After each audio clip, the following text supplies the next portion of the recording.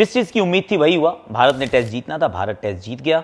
अच्छी बात यह थी कि भारत को थोड़ी सी चुनौती मिली, खासतौर से पहले दिन जहां 34 पे 3 थे, 144 पे 6 थे।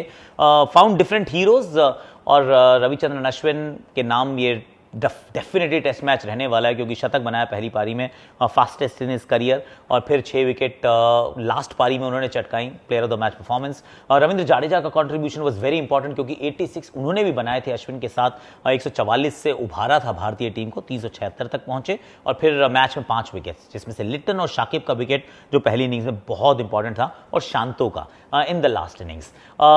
गिल और ऋषभ पंत की वापसी, टेस्ट क्रिकेट के अंदर जिस अंदाज में खेले हैं, दोनों हाथ से थम्स अप वाली उनकी परफॉर्मेंस रही, क्योंकि he will make us fall in love with test cricket again. और शुभमन गिल के रन बनाने जरूरी थे, क्योंकि अच्छा लगता है जब वो रन बनाते हैं। So he is also had a good test match, I mean very convincing performance from team India. Virat और रोहित की फॉर्म को लेकर पर्सनली तो मैं बिल्कुल भी कंसर्न नहीं हूं।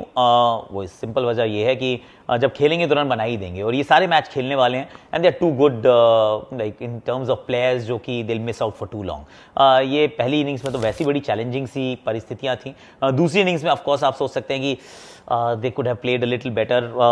विराट कोहली वो DRS का इस्तेमाल ही कर लेते, पर हो जाएगा। आई एम प्रीटी श्योर कि रिदम मिलेगा, रन्स बनेंगे, और जब बनने लगेंगे तो रोहित और विराट से आपको ये बात हमेशा कंफर्म रहती है कि इनिंग्स को बड़ा करना ये अच्छे से जानते हैं।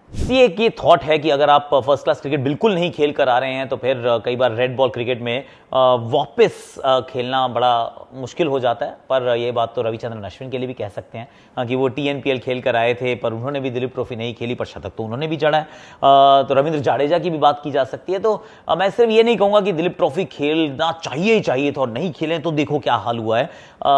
खेलते तो बेहतर रहता, इसमें डाउट नहीं है, शायद ये बात वो खुद भी मानेंगे, पर नहीं खेलना ये उनके रन ना बनाने का कारण तो बिल्कुल नहीं है। देखिए, KL राहुल को अगर आपने खिलाया है, पहली बात तो आप उनको उस पोजीशन पे खिला रहे हैं जो उनकी नेचुरल पोजीशन नहीं है। अब बतौर ओपनर उन्होंने शुरुआत की थी, फिर आपने कभी उनको 3 पे धकेला, कभी 4 पे खिलाया, फिर कप्तान भी बनाया, फिर कीपिंग भी कराई। अब आप कह रहे हो कि नंबर 6 पे आप खेलो, तो फिर आपको उनको थोड़ा सा और समय तो देना पड़ेगा ना। इनफैक्ट इस मैच में भी आप डिक्लेरेशन को डिले कर सकते थे, फर्क तो पड़ा नहीं, और फर्क पड़ना भी नहीं था।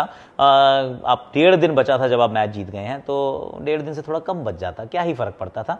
और 19 गेंदों में 22 रन पे खेल भी अच्छा रहे थे।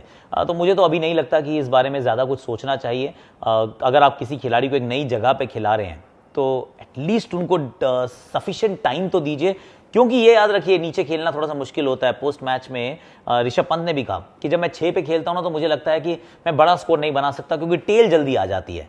पर KL राहुल से तो आप वो काम करवा रहे हैं, तो थोड़ा सा पेशेंस रखना होगा। ये कहना वैसे बहुत कठिन हुआ कि is he the greatest ever. भाई, हम उस युग की बात, उन खिलाड़ियों की बात कर रहे हैं जहाँ पे अनिल कुंबले साहब ने 600 टेस्ट विकेट्स चटकाए हैं। हम कपिल पाजी की बात करते हैं, जहाँ उन्होंने 434 विकेट्स चटकाए as a fast bowler, 434 test wickets उन्होंने चटकाए हैं। तो ये कहना तो अभी मतलब इट्स टू प्रीमेच्योर, पर ये जरूर कह सकते हैं आप, और बड़े कॉन्फिडेंस के साथ कह सकते हैं, इस समय वो विश्व के सबसे बेहतरीन गेंदबाज हैं अक्रॉस ऑल फॉर्मेट्स। इसमें कोई डाउट नहीं है। One of the finest ever हैं, इसमें भी कोई डाउट नहीं है, और बहुत स्किलफुल है। तो बुमराह जैसा वैसे दूसरा गेंदबाज मिलना बड़ा कठिन है, and the way he is operating right now at the peak of his powers, बहुत स्पेशल बॉलर है, इसमें कोई डाउट नहीं है। बने रहिए क्रैक्स के साथ, because cricket never stops here.